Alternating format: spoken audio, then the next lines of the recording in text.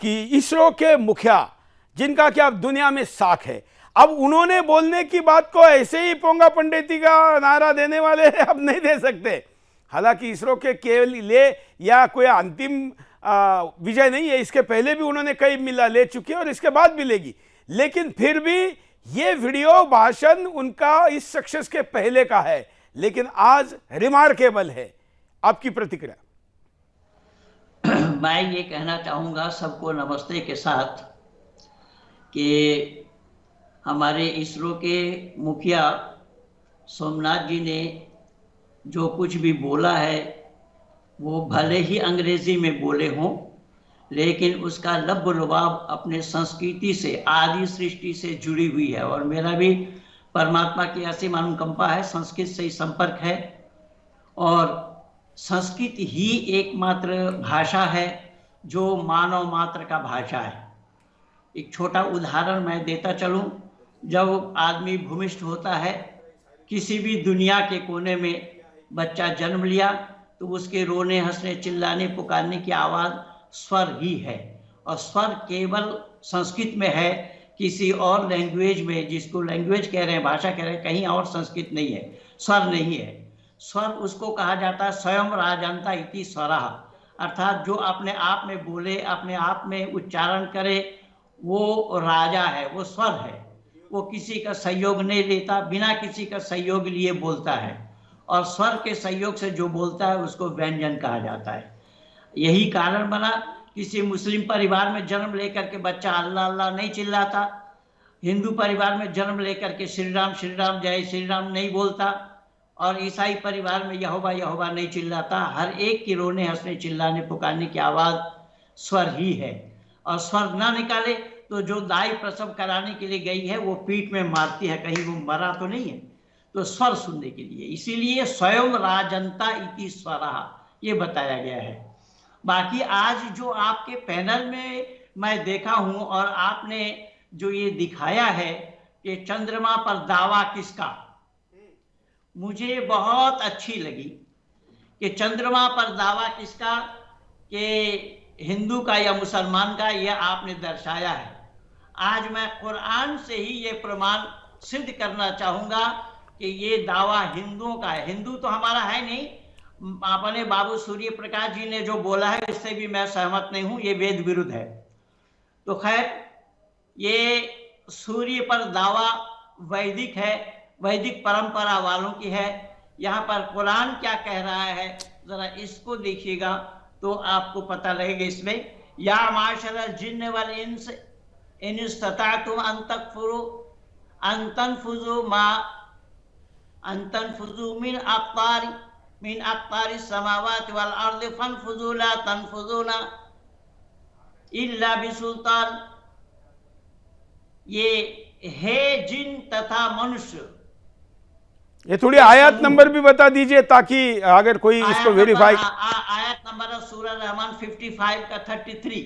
हाँ, 55 का 33। हाँ 33। इसमें अल्लाह ने जिन और इंसान दोनों के तरफ मुखातिब होकर के कहा कि ऐ जिन और इंसान, तुम दोनों समुदाय को मैं ये बोल रहा हूँ, यदि तुम निकल सकते हो आकाशों तथा धरतियों के किनारे से तो निकल भागो। तुम निकल नहीं सकते जब तक कि मेरा आदेश न हो, मेरा हुक्म ना हो। मेरे हुक्म के बगैर तुम इससे दुनिया से बाहर निकल नहीं सकते हो। अब चंद्रमा में हम चले गए हैं और अल्लाह ने कहा अगर निकलते हो तो मैं भस्म कर दूंगा, जला दूंगा, राख कर दूंगा, धुआं धुआं दिखेगा, ये सब अल्लाह। अब चंद्रयान जो हमारा गया है अल्लाह के हुक्म से नहीं गया, अल्लाह का हुक्म इसमें कोई वास्ता ही नहीं है अल्लाह के हुक्म से, और अल्लाह इसको जला भी नहीं पाए। इसलिए आपने जो आज दिखाया है मैं गदगद हो गया हूं कि न मालूम आपके ये विचार आपने कहां से ढूंढ करके निकाला और कहां से ये दिखाया कि चंद्रमा पर दावा किनका है। ये बिल्कुल। मैं आज इसीलिए इतना खुश हूं और आपका शुक्रिया अदा करना चाहूंगा कि आपने इसे एक मार्मिक बात उठा करके रखा है और कुरान से ही मैं इसका प्रमाण दिया हूं। कुरान में ही यही चलिए, क्योंकि अभी बात कुरान पर आई है तो सैयद असगर अली जी आपकी बारी है। जी, सबसे पहले तो आज का जो वीडियो नासा ने जो कल जारी किया था, आज जो वीडियो हमने देखा बहुत ही दिल खुश हो गया।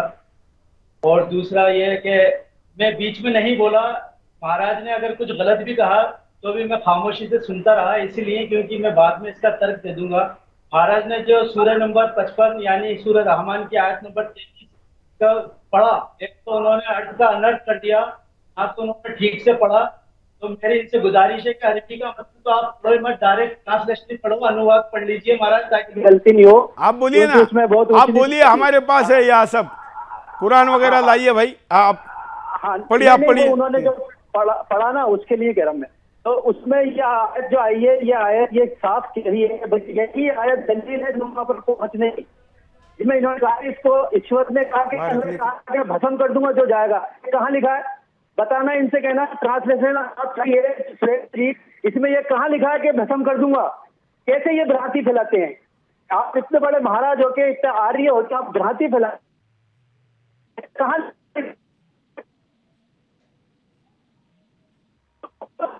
असगर अली जी, आपका आवाज चिल्लाने के कारण थोड़ा खराब हो गया है। हाँ, थोड़ा शांति से बात करिए। अरे पहले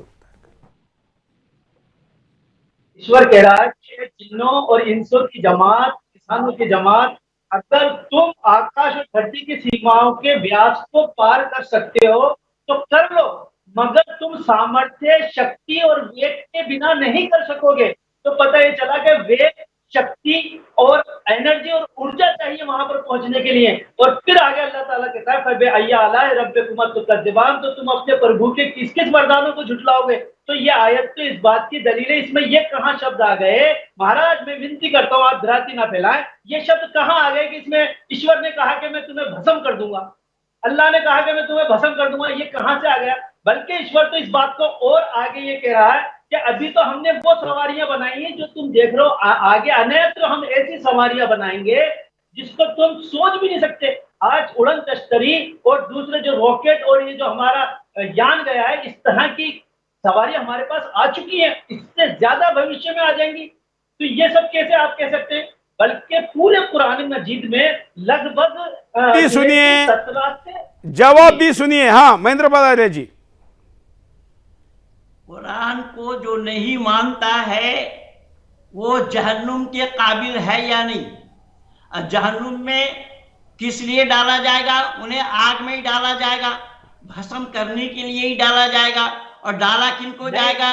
जो काफिर है, जो कुरान को नहीं मानता है। तो ये जो चंद्रमा के, हमारा जो यान चंद्रमा तक पहुंचा है, ये अल्लाह ने तो कहा कि तुम लोग जितना चलो चलते रहो, लेकिन हमारे अनुमति के बिना तुम इससे बाहर नहीं जा सकते।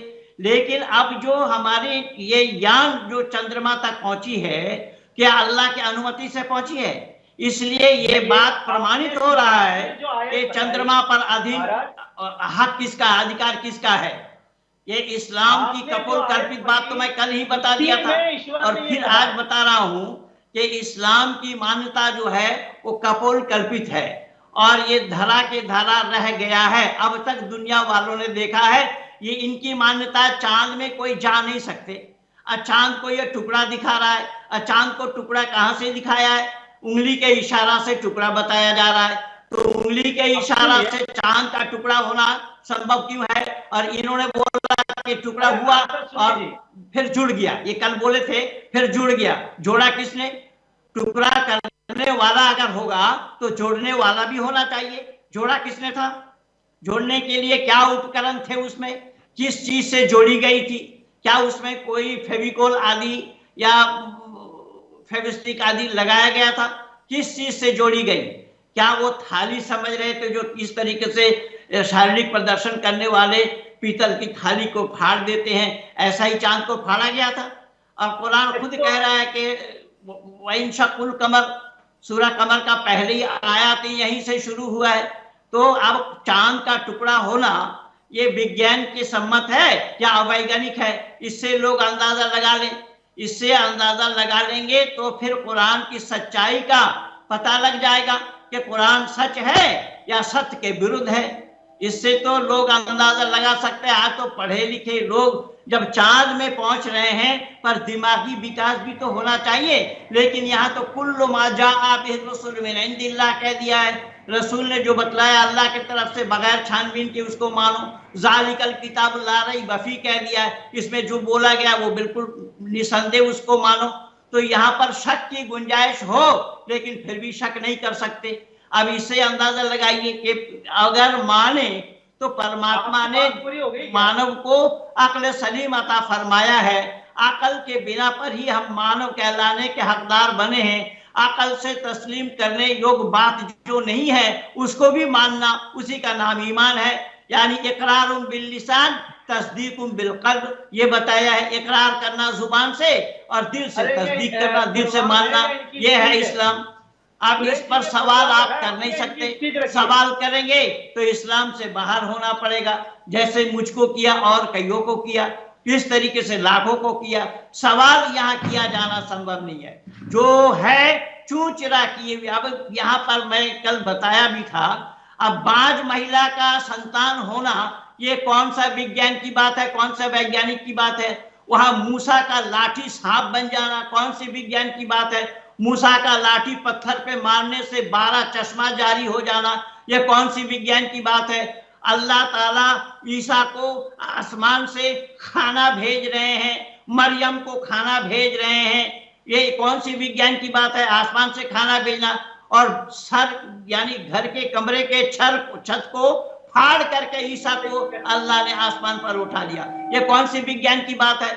यहाँ विज्ञान विरुद्ध सभी बातें हैं, एक भी विज्ञान के सम्मत नहीं है। विज्ञान से ये कोई संपर्क और संबंध नहीं रखते हैं। ये सृष्टि नियम विरुद्ध बात है, विज्ञान विरुद्ध बात है और मानवता विरुद्ध भी बातें हैं। कुरान भरी पड़ी है, संपूर्ण कुरान 114 सूरतों में। तो इसीलिए यहाँ तस्लीम करना तो दिमाग से ही तो तस्लीम करेंगे ना, पर दिमाग यहाँ लगाना नहीं है। यहाँ तो कुल्लु मा जाअ बिहि रसूल मिन इंदिल्लाह कह दिया है, जो बताया गया उसको मानो, जो बताया गया उसको बिना छानबीन किए तस्लीम करो। अब इस पर क्या बुद्धि को कहां से काम में लगाएगा? बुद्धि से काम लेना नहीं है। अब वहां 100 वर्ष में 100 वर्ष में खाने पीने का सामान बिल्कुल तरोताजा रहता है, गला का कंकाल बन जाता है। और अब जो आदमी रखा था की बात भी सुनते हैं।